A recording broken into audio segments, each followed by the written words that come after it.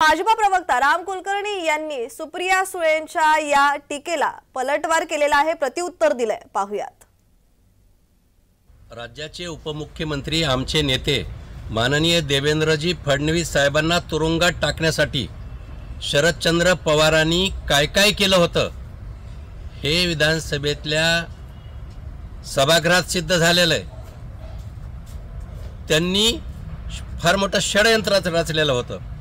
सुप्रियाताई, आज तुम्ही फडणवीस साहेबांवर जे आरोप करतात तोंड उचलून, मला असं वाटतं की तुम्ही एकदा तुमच्या बाबाला विचारलं पाहिजे की बाबा, महाराष्ट्राच्या राजकारणामध्ये तुम्ही कुणाकुणाला राजकारणातून उठवलं आणि कुणाकुणाचं आयुष्य संपलं।